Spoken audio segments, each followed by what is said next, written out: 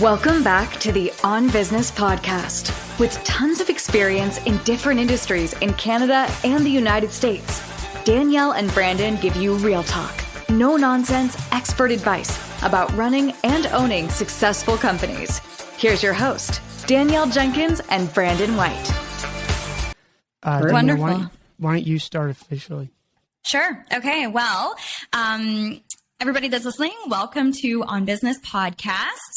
Brandon and I are very excited today. We have our first guest feature, who is a close friend of mine. We have done business together. We also have wine together, and we talk about not only our business problems, but also our girl problems. So I'm very excited to have Jacqueline on the show. She is an amazing mom, a successful businesswoman, and a phenomenal real estate agent. She is award-winning, top-producing realtor. She lives in and services Dufferin County on Ontario, Canada, just near where I am from. And her ultimate goal is to make each client feel like the only client and change the public's perception of real estate. So I'm assuming we're going to get into that on the show today. And her focus is to provide a comfortable, less stressful experience for buyers and sellers in a fun, no pressure atmosphere, giving a personalized, full service experience to her clients. I have experienced that myself, so I am looking forward to hearing and sharing with all of our listeners how Jacqueline got into real estate, the ins and outs of business in the real estate industry, and her top 3 high performance tips for any current or aspiring realtors. So welcome, Jacqueline. Thank you so much for having me today, guys. I'm excited.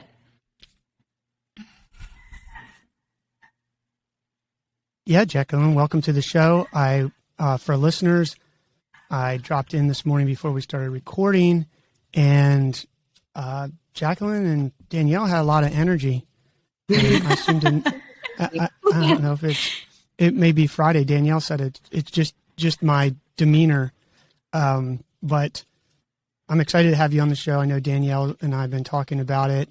And I think what we're most excited about is that there's always a magical journey before you get, or how you get to where you are. And I had heard through a little birdie that you had another business before you got into the real estate business. So we're really excited for you to share that journey and story. Where's the best place for us to start? For me, I guess if we want to start with my journey and how I got into real estate, that would kind of segue into the top 3 tips and so on and so forth. Yeah, that would be perfect. Why don't you start in the beginning? You had another business. Tell listeners what that business was and how it sort of transitioned, how it did transition into real estate. Yes. So rewind back to my childhood. Both my parents have been entrepreneurs my whole life. So I really haven't known much else. I grew up really with a desire and a drive to not have to work for the man, if you know what I mean. So when I got into my early 20s and out onto my own, I graduated college for photography. So I have a diploma in that. So I opened up a photography business. Did that professionally for probably about 5 years, but it wasn't my dream. It didn't fulfill something deep inside of me. Then I started having a family, and it definitely lost its luster after that. You know, the evenings and weekends, and although in real estate you still work evenings and weekends, I can tailor my schedule more now than I could then. So from there, I said, okay, well, after my daughter starts going to school, I'm going to dive into real estate full time. And that's what I did. I just hunkered down while the kids were little, did all of the courses and training and got my license. So I was able to go hit the ground running when my kids were in school and I had the time and energy to take this on. Well, I have a question, Danielle, for Jacqueline. Did you sort of just skipped over it and you said, oh, and the family happened. Was that a long discussion, or did you anticipate what was going to happen? I'm just curious how that sort of rolled out. So my husband is actually 10 years older than me. So when we got married and decided to discuss the option of having children, it needed to be a now factor. So I actually have 2 children, and over the course of 8 years, I had my son. 3 years later, I had my daughter. And it was when my daughter was born that I really started to dig into real estate. I do have family that also is in real estate. So watching their journey, my dad used to be a general contractor. So it's always something I've been kind of interested in and passionate about. But it wasn't until after my daughter was born and I had time to kind of mull things over where I wanted my life to go, that I really decided to jump on board and get my real estate license, because I have so much education in my background between, realtors in the family, construction background, entrepreneurial background, watching my parents. And my first job ever was working with my dad.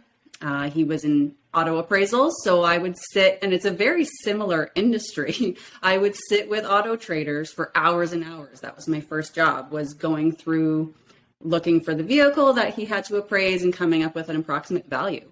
So my background in this goes all the way back to 13 years old, appraising things. So you should have become an appraisal company, Jacqueline. Is right, is we have to appraise the value of someone's home and get into the nitty gritty numbers and come up with that information. Yeah. So actually that kind of leads into a question that I totally have, and I think our listeners should have the answers to, is share with us about the real estate industry. Not only why are you an award-winning top producing agent that you are, but also tell us about the industry. Like, how do you go into someone's home, give them that appraised value, really in your opinion and everything that you have learned? And how do you kind of tell them that you're going to sell it for this price and they're going to be able to buy their next dream home? How does that work? Tell us about it. Are you wanting like the step-by-step process, or just kind of in general? I want to know your secrets. We want your magic. My magic. Well, my magic, I'd say, every real estate agent, what separates them is either the service they provide and their personality.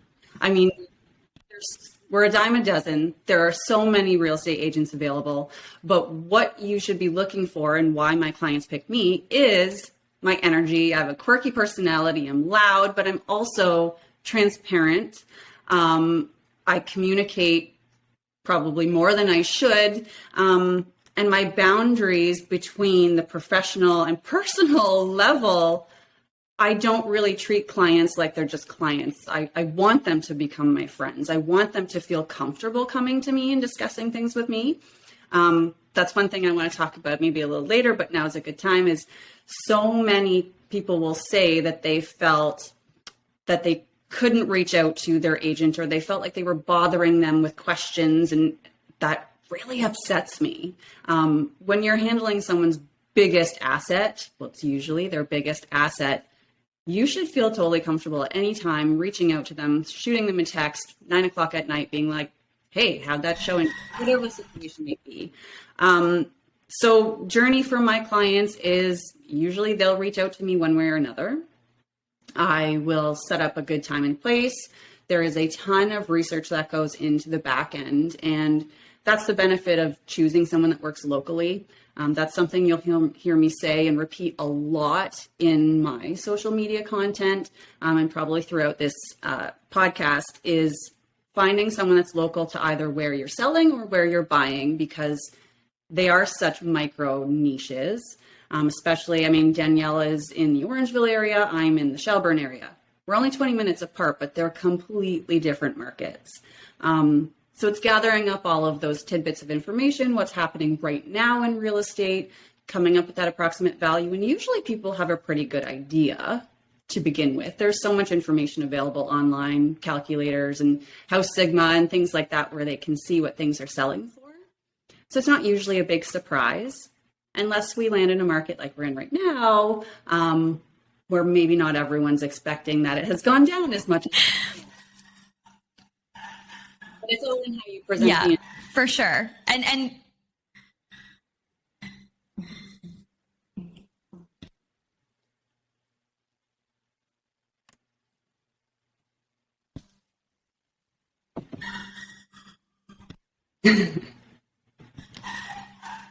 Jacqueline, are you there? Yes, I am. He's playing. Okay, we lost you there for a second. We did lose you there for a second. Sorry about that. Country life. I usually have pretty good internet, but it goes in and out. Sorry about that. Okay, well, we did catch what you were saying about your journey and how you put your clients through their journey, because it, like you said, it is one of their biggest assets. Then they shouldn't feel uncomfortable. However, one thing that we didn't really prepare for in a question, but I also do want to ask you is, how do you, I guess, balance it? Brandon and I talk about on the show often about how some days we can balance going for a bike ride or going out for dinner or something like that. But there are days where business takes over and we can't record a podcast because of business, or we can't do certain things, or Brandon can't ride his bike because he has to deal with a contract. So how do you deal with getting those text messages at 9:00 at night from a client? It does interfere with your family life. So how does that look like for, say, an aspiring entrepreneur in the real estate industry? What does that look like? And be real about your day-to-day journeys, because you and I have had very candid conversations about your days where you are getting text messages at 6 a.m. from maybe not some friendly clients or from great ones. So share on that. So I think the most important thing is, if someone is looking to get into any entrepreneur journey, but especially real estate, you have to very early on have an understanding that that is just part of being an entrepreneur. You will have days and sacrifices that you have to make in your personal life in order to build and grow your business. I mean, we all start out as a one-man show, and there's only so many hours in a day. So it's having a mindset, knowing that that is going to happen. But as you get further into your journey, it's setting those boundaries. So when I say, yeah, sure, if my clients can text me at 9:00 at night, I don't mean some random lead that I've never talked to before. I'm going to start a massive conversation and dive deep at 9:00 at night, because that's generally the time I block out to spend with my family, put my kids to bed. That's important to me. So as far as outlining my own boundaries, I have, okay, I'm always going to put my kids on the bus for school in the morning. I'm always going to be available to put them to bed at night. And then whatever other things throughout the year or week that are important to me to be able to do and still be there for my family. But they're also still very much aware and on board. And I think that's an important factor too, is discussing, if you do have a family, is discussing with them their expectations, and they need to be aware that this isn't a regular 9 to 5. And if they're not supportive of that, then this might not be the right journey for you.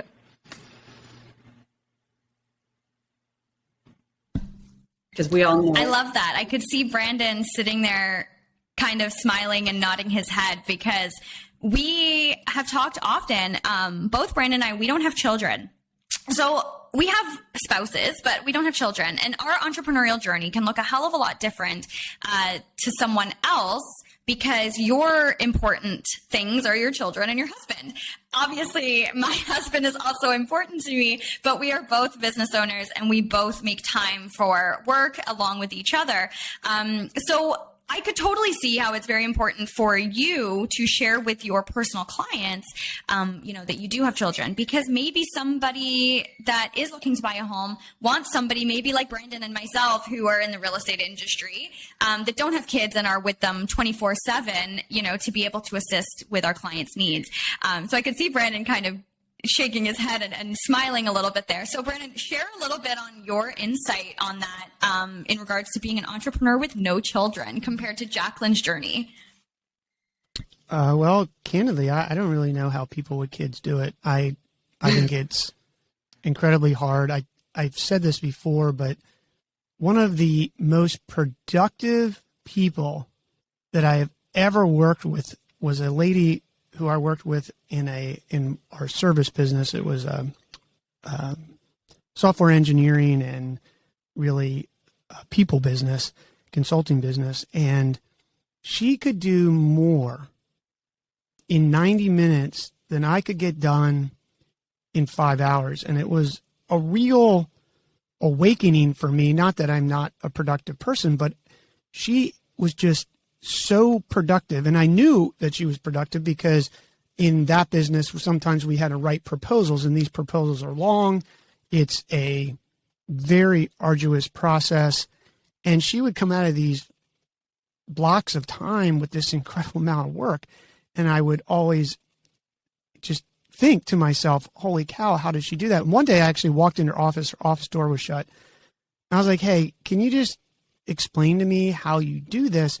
And effectively what she described was batching. And I think that forcing function of knowing that you have this window and you must accomplish something, I think is a good lesson for anybody out there, in the sense that when you know that, it happens. My question for Jacqueline around that is that the real estate business is really, and I'm not a real estate agent. I've invested in real estate and I still invest in some real estate. And I think it's generally a good investment, not just obviously for your home, but possibly for some other properties like Danielle has had and we've talked about on the show before. But is the real estate industry really a numbers game? I had a mentor who had a very large real estate company. He had built 2 of them and sold his last one to Warren Buffett. And it became what is now, I think, Berkshire Real Estate. And I was really fortunate to fish with him almost every Friday for a lot of years because he was a customer of the site of the company that I had that was a fishing website. And he once told me, he said, Brandon, it's really not that complicated. And I said, okay, well, can you unpack that for me?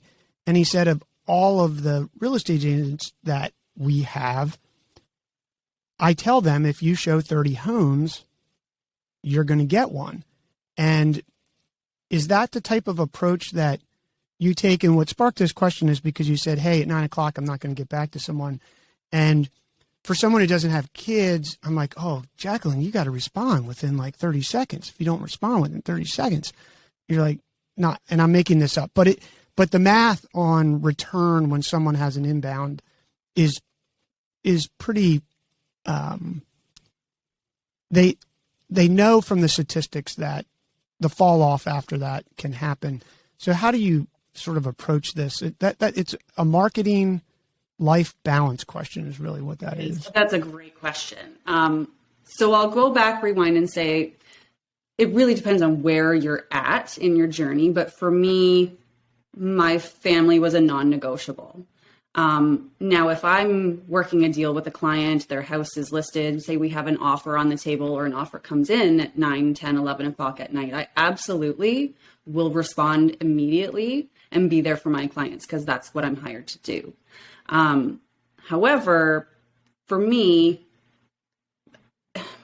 calling someone back at 9 o'clock the next morning, if it's a new lead coming in, like you're suggesting, let's say, you get a Realtor.ca lead, because that's what we use up here, comes in at 9 o'clock at night. I'm not only not in the right mindset to have the conversation with them at that time, it was one of my non-negotiables that I would have to be there for my children. And, if I happen to be in a situation where I'm already out and I'm driving home from showing a property, whatever the case may be, then I may jump on that lead. You're correct in the sense that it is a numbers game, 100%. Everything in life is like that. The more opportunities you have, the more wins you will get, right? But there's also a quality versus quantity. And it depends on where you're at in your real estate journey. So in the very beginning, those first 3 to 5 years in real estate, you absolutely have to jump on every lead that comes in immediately. And that was a sacrifice I discussed with my family. And that I was able to do because of the support from my family. I was also, when I started, part of a team.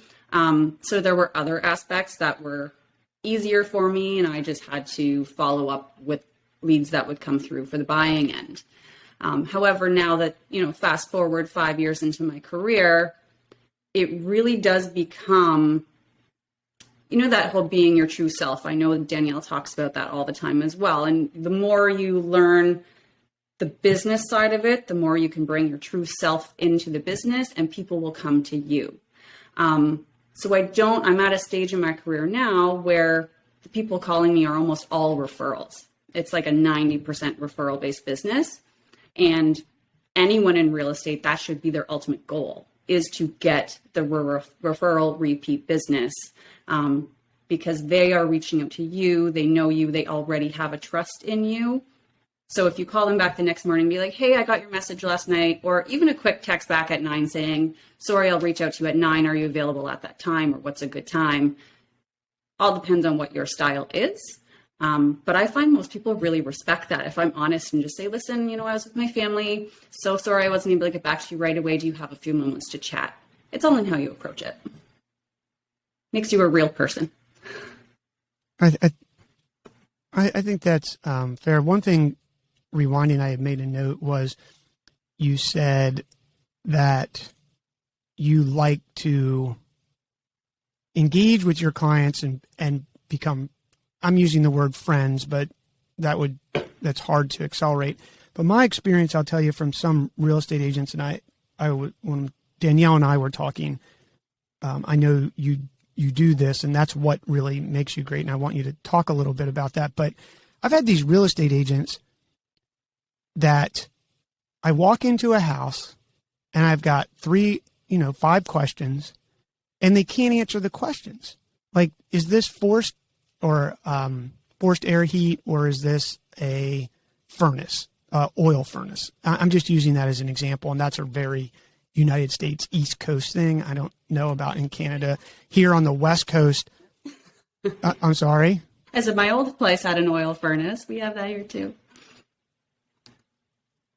Right. So, I grew up with baseboard hot water heat, and I just grew up with that. And so for me, that's it. Here in California, when we bought the house, it was literally, does the house have heat? And does it have air conditioning, which is where we live, sort of a dumb question because the ocean is the air conditioning, literally. But what I've found, and you touched on, and I'd like you to talk about it, is I understand it's hard. So if you're going to go show 15 properties, some of those properties you may not have even been to. As a person who tends to be very prepared, and I think Danielle, and I say this lovingly, the procedure and process lady, that really gives you, if you can go in and answer those questions, it gives you a sense of authority that they trust you. And where I'm going with this is, for listeners who may be in the real estate business, I don't want you to be friends with me if you don't know your shit. and I'm just being blunt. Like, it's like, in real estate, people, this isn't just real estate. We're talking about real estate today, but I've been to the car dealer and I know more about the car than the person, and that person's worked there for 4 years. It's like, take a little pride. And I think that if you can be really good, and I think that's why you get all these referrals, if you can be that good and do the research, and it does take time, right? If you're going to show 15 houses and you're really, it takes it's double the time. In theory, you might go visit the house before you even show the house. Now, I've been with real estate agents who can't even unlock that lock on the front door. And I'm like, I don't understand. Like, you're showing me this for the first time too? You can go sit in the car, because I don't want to hear you. I know I'm going on a little rant here, but I've had a lot of experience with real estate, and it's not just residential. It goes into commercial. The commercial is even worse for me because, in general, those stakes are high. If we're looking at a $3 million commercial property and this person doesn't know where the property line is, like, that's a problem for me. So can you talk about how you prepare and how you've sort of built your method, if you will, that got you this reputation? Because inbound referrals are the cheapest customer acquisition cost, the highest lifetime value, and they're almost priceless. So that should be every real estate agent's ultimate goal, as I said before, is referrals. If you are not working every client with the intent that they will be a lifetime client and refer you for a lifetime, then you're doing it wrong. So rewind when I say that I like to build relationships with my clients on the friend level, because to me, it is important. Of course, you have to know your stuff. There's no doubt about that. I'll dive back into that in a second. But the personal aspect for me is I'm trying to get into their head as to their motivation, as to when I'm doing a negotiation, it helps me better negotiate to have an understanding of what's going on in their brain. What is their ultimate goal? Why are they making this move? Is their motivation money? Is it time? Is it family? Whatever the case may be, but diving into those questions sort of automatically breaks down those barriers and you become closer because you start to share information, right? It's very unlikely that they're going to talk about their family and won't ask me about mine. So it's building those connections for the purpose of real estate to help negotiate them and guide them through this process, because not everybody's buying or selling for the same reason. And there sometimes might be things you need to be sensitive to. In the aspect of my methods and preparation, earlier in the show at the beginning when Danielle introduced me, that's one of the things I try to let people know if they don't know me and we're discussing the potential of me as a real estate agent is, yeah, we're a dime a dozen. There are good ones and there are horrible ones and there are amazing ones and everywhere in between. So you just have to figure out what level you're looking for and what your ultimate goal is out of the process. But for me, it's a non-negotiable. I have to absolutely, but it's a personal thing of mine too, that I want to be the best. I want to make sure I have the answer to every question ahead of time. So it's a methodical, and that's a thing that you learn over time too. The more houses you show, the more houses you sell, you learn what questions people are going to ask you. But even during, the pandemic, when things were flying like hotcakes, I had days where I would show 20 houses to one client in one day. We had 15 minutes to get in there, look at the house, know every potential issue, whatever, on to the next. So if I didn't make sure I time blocked, we talked about that earlier, time out of my day or evening or after the kids go to bed, that's still available time to research each property so I had the answers to those questions, especially knowing that they're going to have to go in firm. There's no saving them if this doesn't work out or they didn't get the correct information. That's liable on me. And I absolutely never want a client calling people up or going on Google and saying, this girl screwed me. You need to know what you're talking about. And it's, at the end of the day, that's my job. So the excuses people give, I didn't have time, whatever, it's not an excuse. This is your job. You're supposed to protect your clients and know your inventory. And I want to just add to that for all of our listeners that are listening, obviously. Jacqueline actually has her own show on Instagram, like an Instagram live show that they do once a week. And they talk about real estate trends. They talk about how the real estate market's changing. They talk about things that your agent should be doing. So they're kind of giving this advice to other agents in their area for free. And I think it's really cool because one time I was on the show and we were talking about the benefits of having a cleaning company, i.e. mine, to work with your agents to prepare the home. And so when we were doing this show, Jacqueline was so prepared. She knew literally the numbers of homes that were sold in the area, how many homes are on the market, the current value or average, things like that.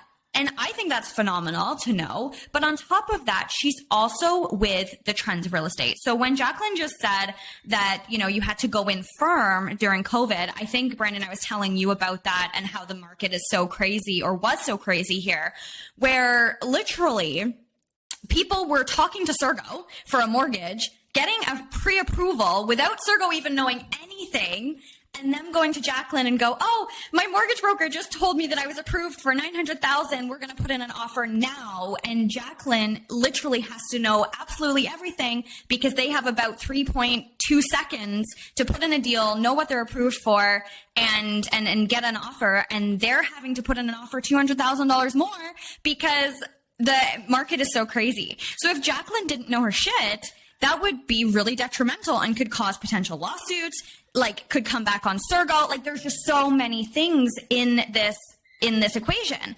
And so for Jacqueline, she has to be prepared, especially during a hot market.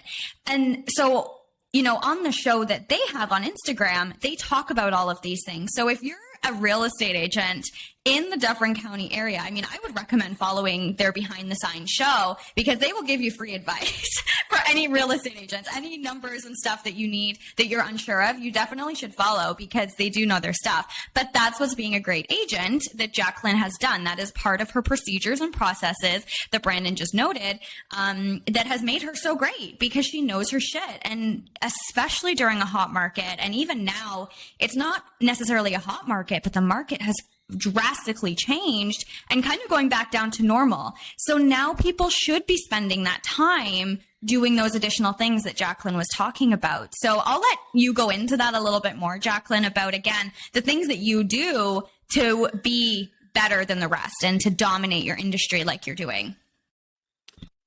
I mean, really at the end of the day, it all just comes down to value, and any entrepreneurial journey is you need to provide value to whoever your clientele may be. But especially in real estate, if you aren't providing them value, they're over on to the next. So whether that be value in the sense of communication, that's probably the biggest one that you hear a lot, is there's a lack of communication. So being, as you mentioned, on trend. You got WhatsApp, you got text, you got Instagram, you got Facebook, you got however they want to get a hold of you, you need to be available. But as you also just mentioned, the market can turn at the drop of a hat, which it did.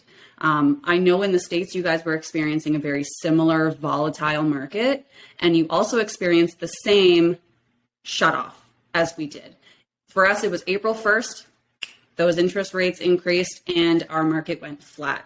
So if you are not using someone local, if you are not using someone that is active in real estate, listing your house at the wrong price point is detrimental, and it can actually cause you to lose tens of thousands of dollars.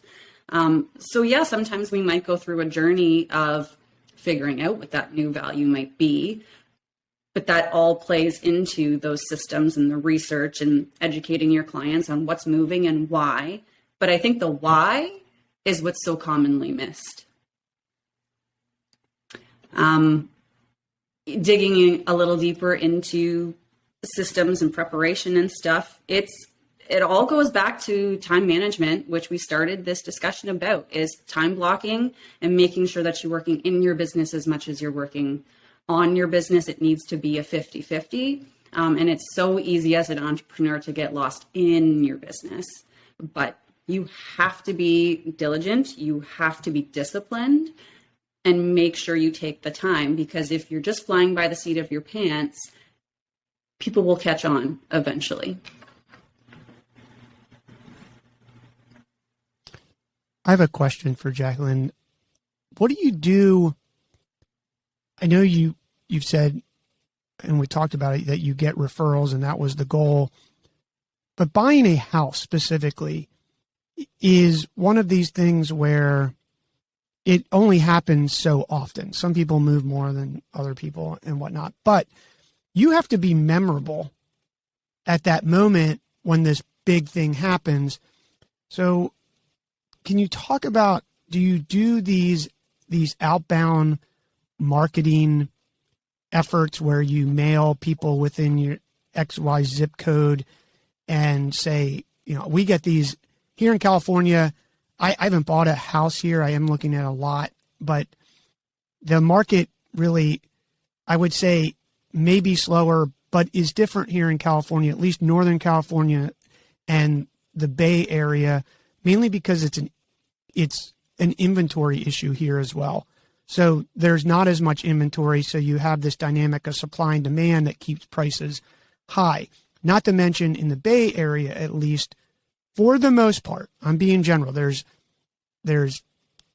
50 towns here between San Jose, Mountain View, Burlingame, San Mateo. I keep going, Half Moon Bay, Montera on the coast. I could keep going down the list, but it's different here in that when we bought our house, there was no mortgage. There was, do you have cash or not? And you're not even considered. And I say that lovingly. I mean, we had to write a letter to the people to tell them why we wanted the house. That's the sort of market it is here in California, in the sense that, it's just this, you can't develop, especially here on the coast. There's no more development. So in my neighborhood, I think there's one house for sale right now. I did see that they lowered that price just slightly, which was an adjustment maybe because they were already pricing it $400,000 or $500,000 above of what they would have. But that house will sell, and the prices here have go up on a percentage basis, just a ridiculous amount. So, but I think the interest rate I saw, we're recording this show on Friday, September 16th, and I saw interest rates might in the United States at least go to 6%. So I imagine that that's going to cool things relatively fast. But going back to the question that I'm asking is, we get these, just regularly get these large postcards in the mail that say, hey, we just sold a house on the coast. And they tell us how much it is. And, we look at it and we're like, oh, that's great. Even if you did sell your house, I don't know where you're going to go unless you're going to move to another state here because there's no inventory. But nonetheless, what they're doing is keeping their name front of mind. So do you do any marketing like that? I think as a real estate agent, you are always needing to be mindful of staying top of mind because you're so easily mixed in or forgotten. But I will just say, if you ever want some entertainment, take those flyers and actually research a couple of the properties as to when they were sold. Our area gets flooded. We have at least 3 or 4 different realtors or teams that like to blast us with junk mail, for lack of a better term. Sorry, guys. But what gets me is that they're using properties they sold 2-3 years ago. So our consumers need to be aware and do their research too.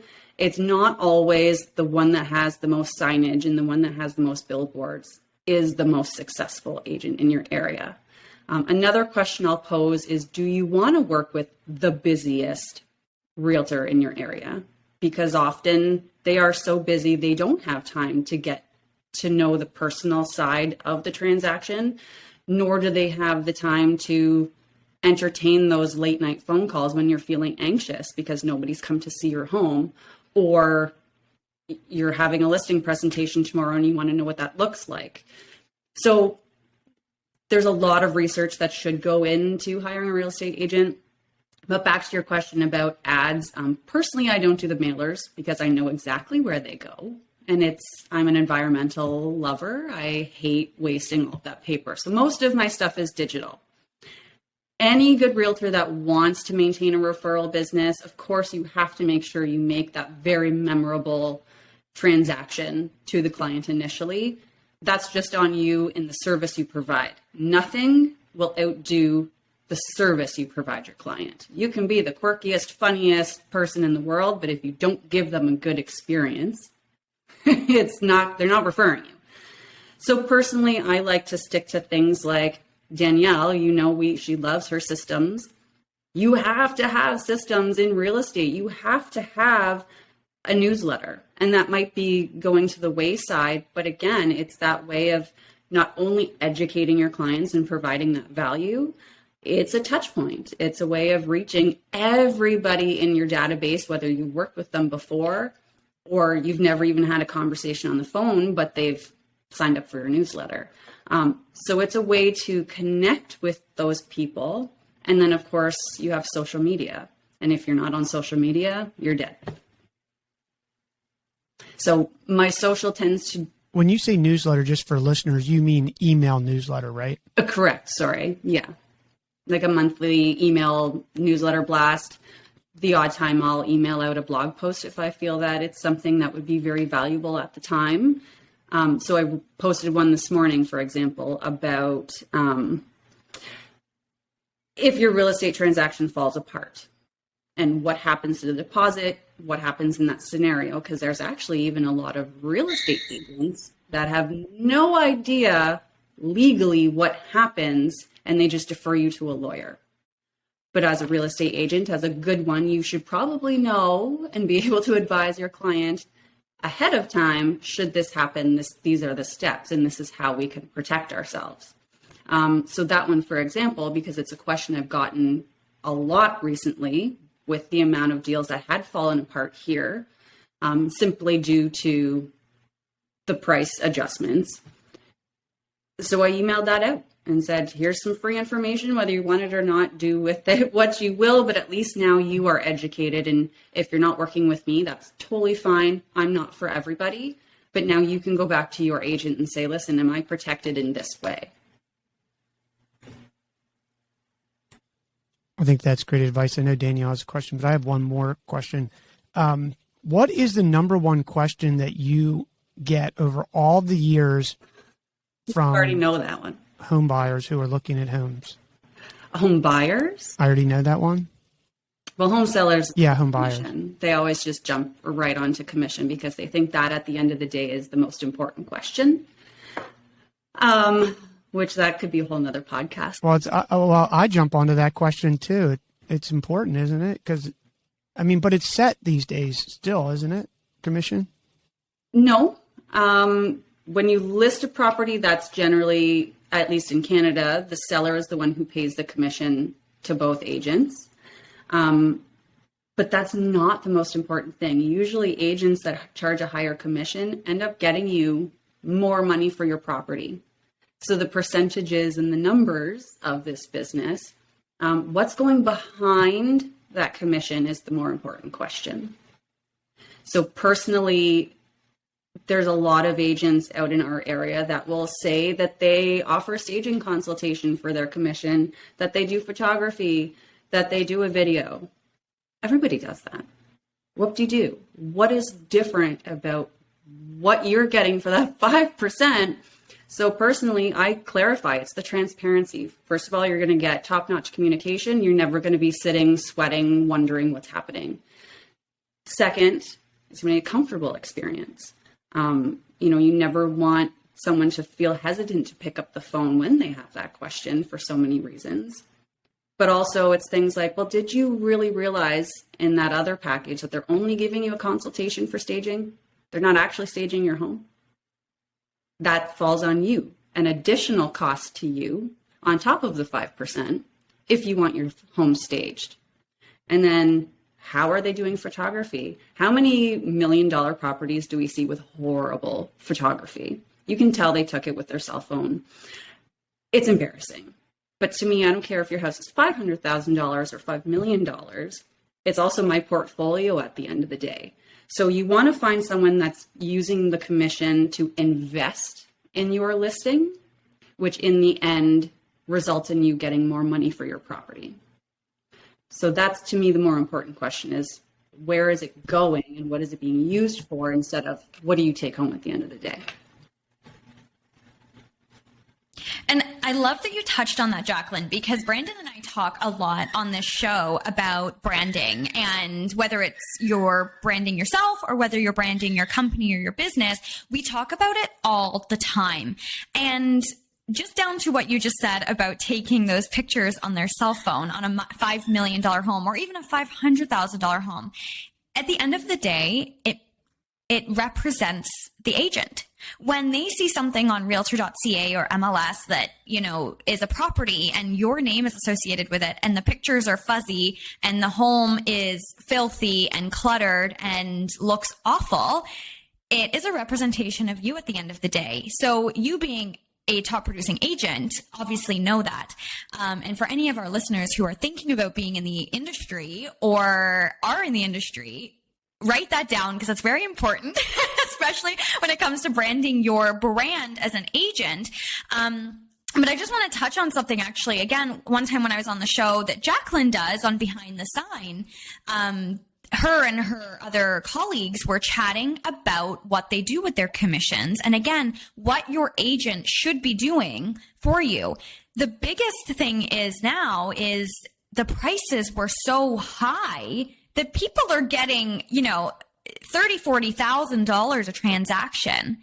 You're telling me that your agent can't get your home cleaned, staged, and professional photos done out of that? And one thing that I know about Jacqueline, our company goes in on every home Jacqueline lists, and she makes sure it's perfectly clean and sparkling for any walkthrough. She gets it staged with a wonderful staging company out of Orangeville. She works with the client. She brands professionally. Her pictures are phenomenal. All of those things you're getting. So it is worth it. You know, even if Jacqueline was charging 10%, you're getting all of those things with that cost, nothing additional to that client. So when Jacqueline talks about what are you getting for the commission, those are the things that you need to think about as a client, because if your home is not represented well, you're not going to sell it. Maybe in a time where, you know, like I think Jacqueline touched on this before, where you are getting 30 offers in a 10-minute period because we have, you know, such a crazy market. But on a regular market, those are the things that are needing to be done to represent the client, and then also to represent the agent themselves and their branding and marketing, and how professional they are. And we talk about it all the time on the show. Yep. So that is something that really we had a heated discussion about the the commission change as prices change. Heated in the sense that, like, the people I work with and the people that I connect myself with professionally, we're all very like-minded, that it's very client-based. And at the end of every decision, it should have the client in mind. And here, seeing, you can physically watch it when, first of all, the misconception that the 5% all goes to the one agent, I'd like to nip that in the bud. So at least in Canada anyways, the average listing commission is 5%. Automatically, half of that, so 2.5%, is offered to whoever brings the buyer. So automatically now my commission is technically only 2.5%. But that's where a lot of discount brokerage and so on like to fool you, is they'll be like, list your home for 2.5%, but there's still an agent waiting on the other side that needs to get paid. So for me, it's the transparency of where your money is going. And once people have a clear understanding of what they're getting, where it's going, and know that they're not going to have any surprises, it sells itself. Of course, you have to be good at what you do and sell other services, but commission should not be a difficult conversation.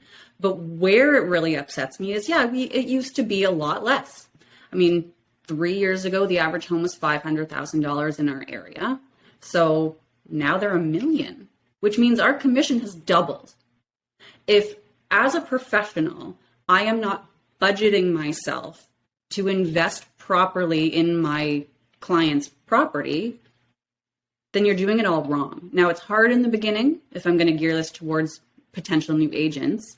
It's really hard in the beginning in a commission-based industry to set aside your HST, your income tax, and a budget to not only pay yourself, but list the property.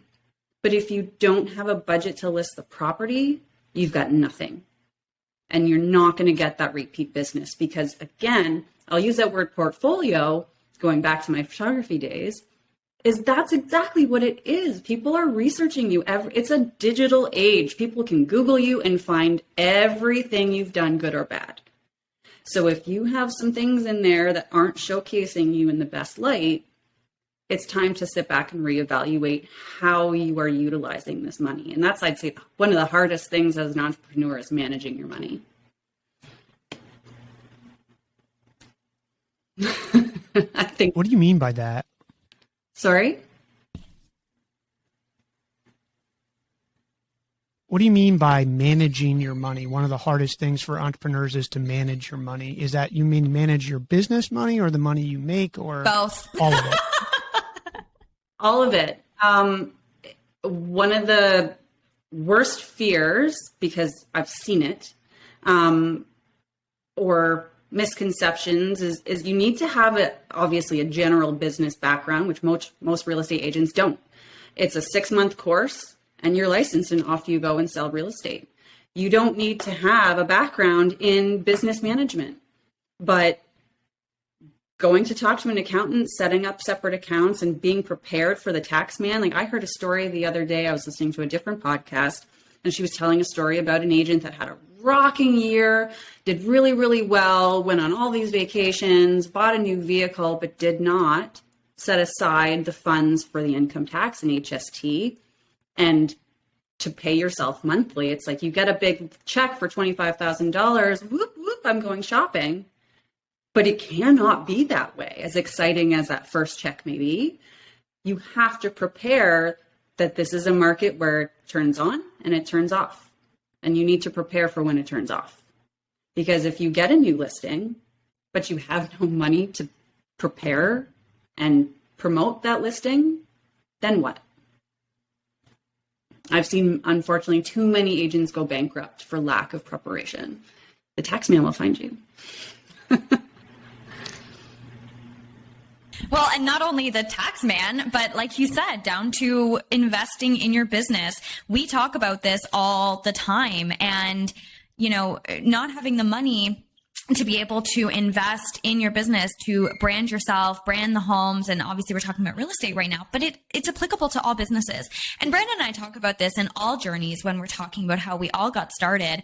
And, you know, I started mine with flyers because that's all I could afford back then. I couldn't afford, you know, huge radio ads. I couldn't afford bus ads. I couldn't afford an office location to promote, but I started with flyers. So, you know, you have to do what you can do, but you have to do something, because if you don't, and you just take camera phone pictures and throw them on MLS or real estate or realtor.ca, and not know your shit and not prepare that home, it's not going to go well for you, and your business is not going to go anywhere.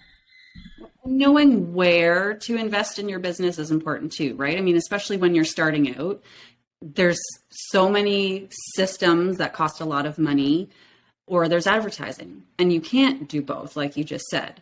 So I would recommend to anyone, there's so much available for free to advertise yourself online. Utilize the free platforms as much as you can, and use what money you do have to invest in your systems. Invest in, you know, a platform for email newsletters. Invest in a client database. That is very important. I also highly recommend investing in getting your own email address, whether it's a free one from Gmail or getting a custom one, because switching brokerages can be very expensive if you aren't branding yourself, but you're wearing your brokerage's brand. So, I mean, at any point in time, every brokerage is different, and it can be one day to the next, all of a sudden you want to pivot to a new brokerage because they have less expenses or they have a better media department or whatever the case may be. They're not all the same, and their commission structures are not all the same, and they do not offer the same products to you as a new agent. So invest in yourself, that you are building a business that can go with you wherever you go. I love that.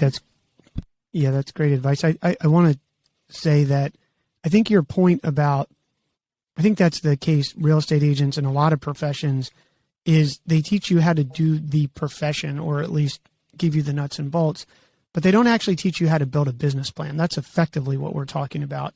And you know, full disclosure, I teach how to build a business plan, and mainly because for so many years I didn't build a business plan. But people think, oh, I'm a real estate agent, I don't need a business plan. No, you actually need a real business plan, and you need real financials with projections, like you said, Jacqueline. But it's not popular. Everybody avoids it because it's painful.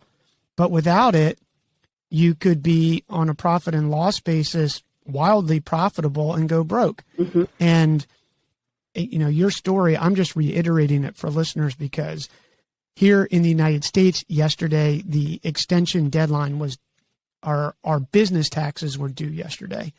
And it's not that you don't pay the taxes that are due on April 15th here in the United States, but you don't have to file your official documents. You have to pay your estimated money. And yesterday, out of the blue, I thought we saved a ton of money, which apparently we did federally, but in the state of California, they decided to take some more.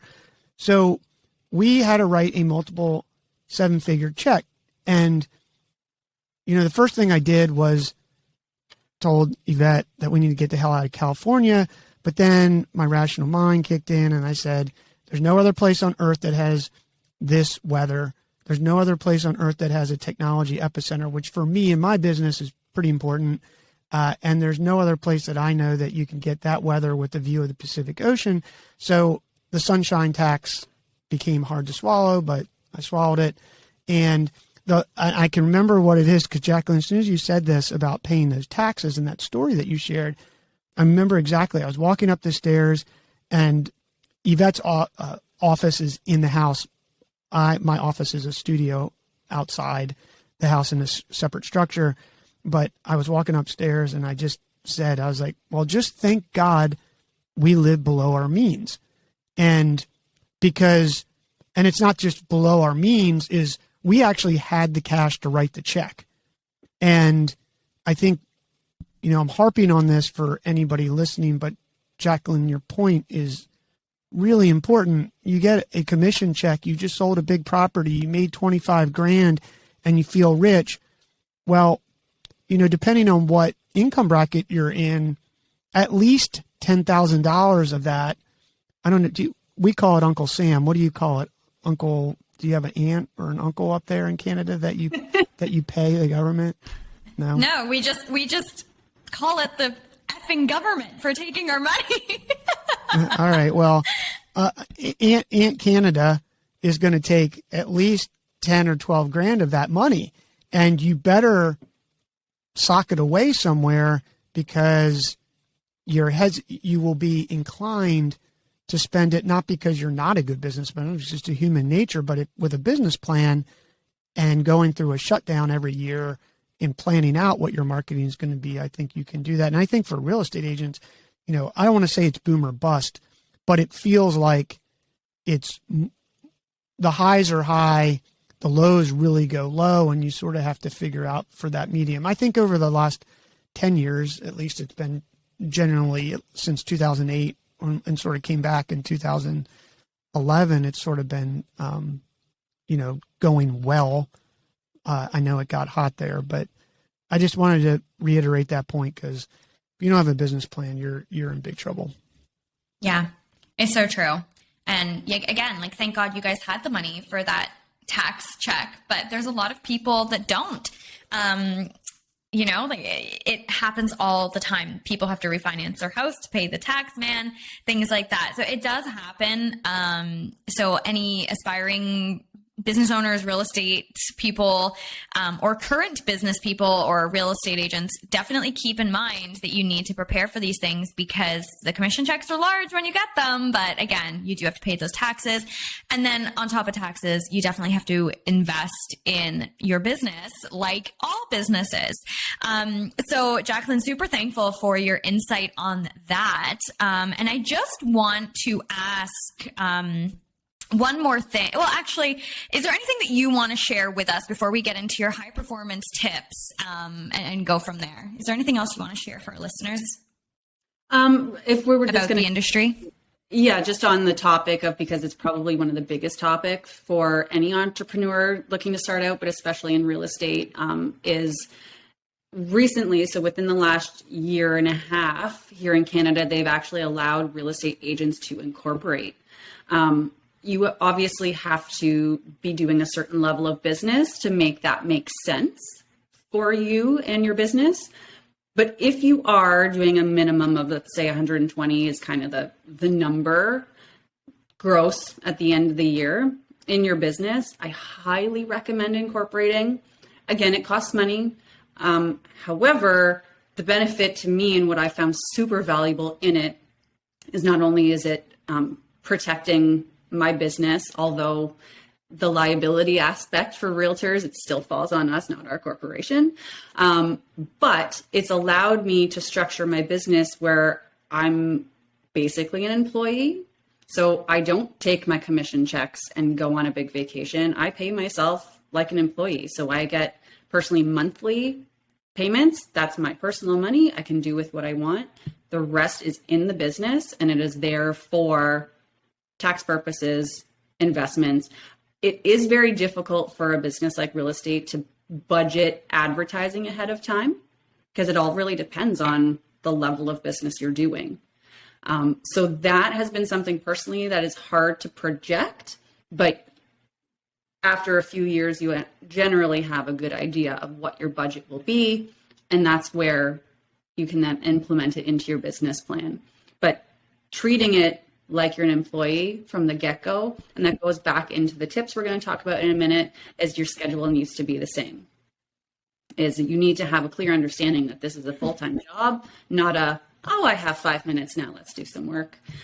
Your paycheck and the same. It can't just all be fun money, but wouldn't that be nice? Yeah. It's so true. And Brandon and I talk about it all the time. We actually did a show a while ago, actually, about the benefits of being incorporated. And that I forgot actually that real estate agents could not be incorporated for the longest time. And now in Canada, they did just allow that to happen. So obviously for tax purposes, business write-off purposes, and all of those reasons, it's definitely a good thing that Canada made that happen. So definitely keep that in mind if you are aspiring, not only as a real estate agent, but any entrepreneur or business owner. There are benefits to being incorporated, and Brandon and I did do a show on that. So if you do want to listen to that, go back in our episodes and you can listen to that. But Brandon, I'll let you go ahead with Jacqueline into her 3 high performance tips. All right, Jacqueline, if you only were able to give 3 tips out of all of your experience in years, can you offer listeners 3 high performance tips? Absolutely. So the first one, I guess, would be, and I mentioned this earlier in the show today, would be you need to delegate time to work on your business as much as you delegate time to work in your business. It's so easy to get really dead focused on one. And for realtors, it usually is working on your business because there is that anxiety or fear of cold calling and door knocking and going out there to generate the business. So people tend to fill their days with fine-tuning their websites and making lots of reels on social media, which are all great, and they do have a time and a place. They need to be done.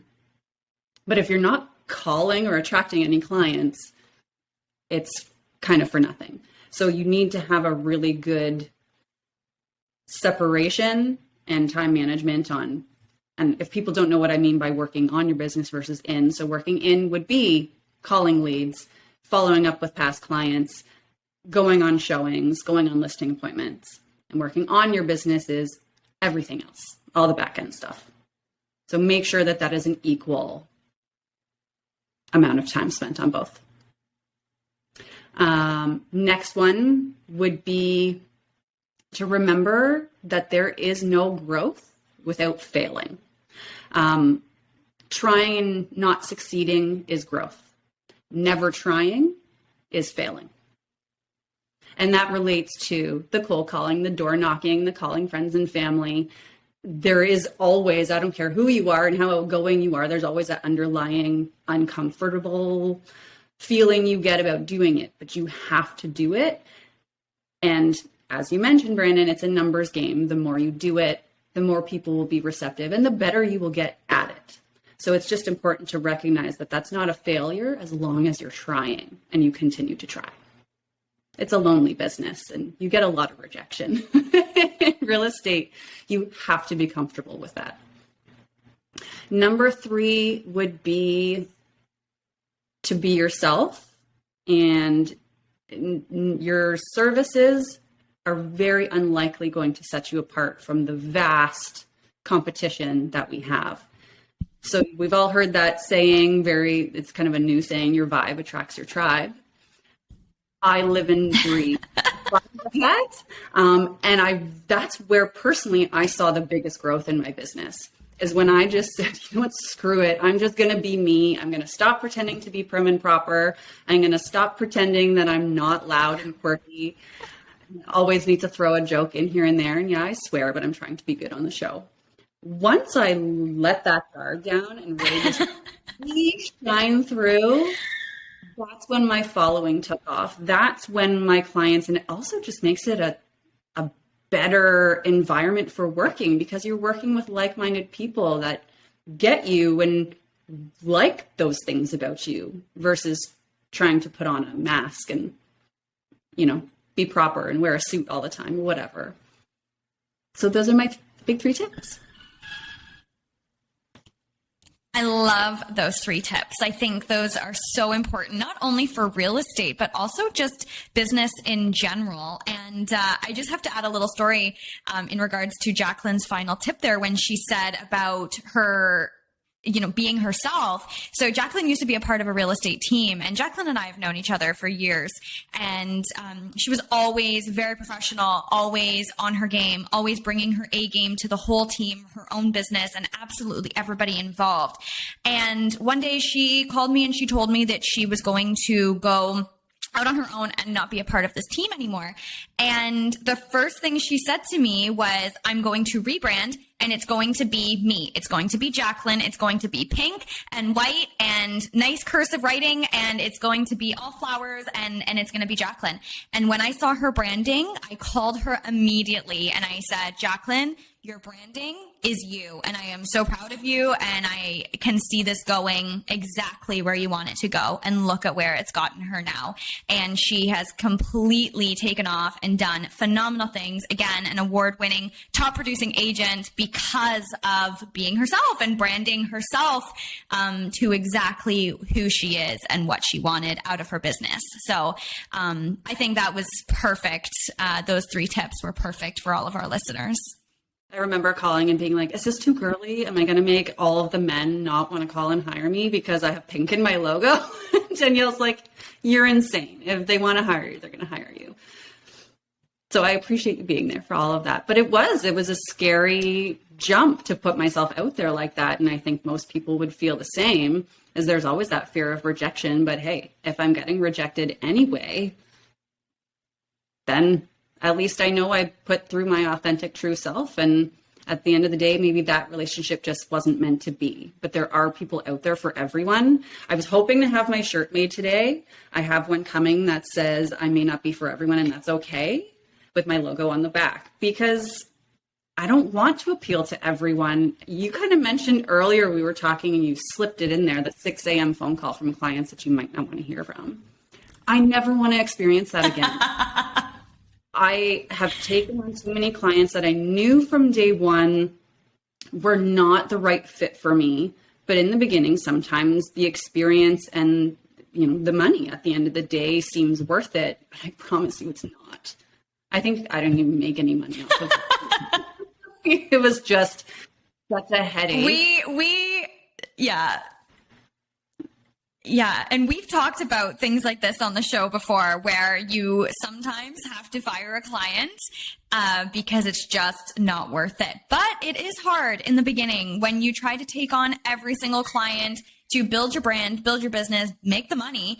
And we all do it. And we all have stories like that. And maybe we'll get into that on another episode when we're talking about dealing with crappy clients and when to get rid of them. And Jacqueline, will have your story on there too. Be back for that one. That would be awesome. Cool, Jacqueline. Well, thanks so much for being on the show. Importantly, where can listeners find you? Anywhere. I'm pretty active socially. Instagram at Realtor Clement, Facebook at Realtor Clement. I'm also on YouTube or my website, which is realtorjclement.ca. And thank you so much for having me, guys. This was awesome. Well, yes, and we will put all that for listeners in the show notes so that you can check out Jacqueline's sites and her reels that she does and everything else. Jacqueline, thanks a lot for being on the show. Thanks again for having me, guys.